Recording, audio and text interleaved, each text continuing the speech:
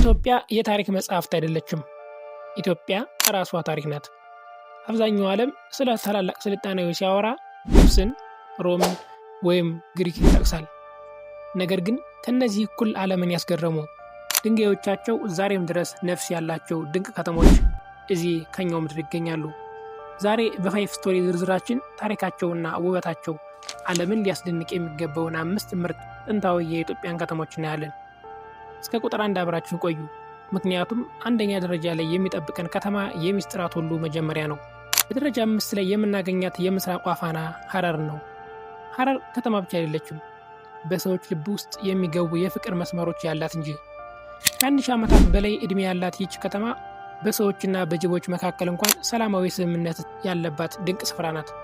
ጠባብ መንገዶቿ፣ የቡና መዓዛና ባለቀለም ቤቶቿ ሐረርን የታሪክ ማህደር ብቻ ሳይሆን የምድር ላይ ትንሽ ገነት ያደርጓታል።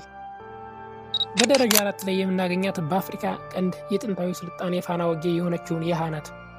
አክሱም ከመወለዷ ከብዙ ዓመታት በፊት ከዛሬ 2800 ዓመታት በፊት የተገነባው ታላቁ የየሃ ቤተ መቅደስ ዛሬም ድረስ ቆሞ ይታያል። ምንም አይነት ማያያዣ ሳይጠቀሙ በድንጋይ ጥርብ ብቻ የታነጸው ይህ ህንፃ የጥንት አባቶቻችን ለተፈጥሮና ለሳይንስ የነበራቸውን ጥልቅ እውቀት በዝምታ ይመሰክራል። እዚህ ስትቆሙ ጊዜ ይቆማል።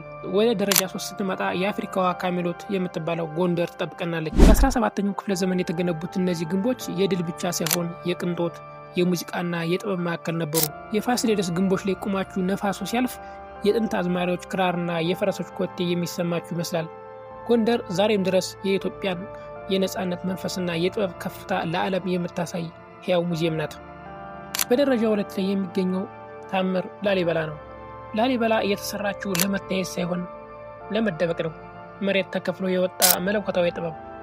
እነዚህ 11 አብያተ ክርስቲያናት ከአንድ ወጥ ድንጋይ ተፈልፍለው የተሰሩ ናቸው። በጨለማ ዋሻዎች ውስጥ ተጉዛችሁ ብርሃን ሲፈነጥቅ ላሊበላ የሰው ልጅ ወደ ፈጣሪው ለመድረስ የተዘረጋች መሰላል መሆኗን ትረዳላችሁ። ይህ ስፍራ የህንፃ ጥበብ መጨረሻና የእምነት ጥልቀት መገለጫ ነው። ደረጃ 1 ላይ ደርሰናል። የኢትዮጵያ ስልጣኔ እምብርት አክሱም። አክሱም ዝም ብላ የሐውልቶች ክምችት አይደለችም። በዓለም ላይ ማንም ሊፈተው ያልቻለው የታቦተ ጽዮን ምስጢር ባለቤት ናት። አክሱም ውስጥ ስትራመዱ ከእግራችሁ በታች ሌላ ታላቅ ከተማ እንዳለ ይሰማችኋል። እያንዳንዱ ሐውልት ሰማይን ለመንካት የሚዘረጋ የጥበብ እጅ ነው። እያንዳንዱ መቃብር ደግሞ የኢትዮጵያን ኃያልነት ለዓለም የሚናገር ሕያው አምድ ነው። የአክሱም ታሪክ ገና አልተተረጎመም። ገና ሚስጥሩም አልተፈታም። እነዚህ 5 ከተሞች የኢትዮጵያን ታላቅነት ምስክሮች ናቸው። እኛ ታሪካችንን ካላከበርንና ለዓለም ካላሳወቅን ማንም አያውቁልንም። እናንተስ ከእነዚህ 5 ከተሞች በብዛት የሚስባችሁ የትኛው ነው? የጎበኛችሁት ካላችሁ ልምዳችሁን በኮሜንት አጋሩ።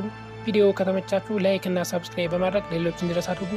በሚቀጥለው 5 ስቶሪ ዝርዝር እስከምንገናኝ በሰላም ቆዩ።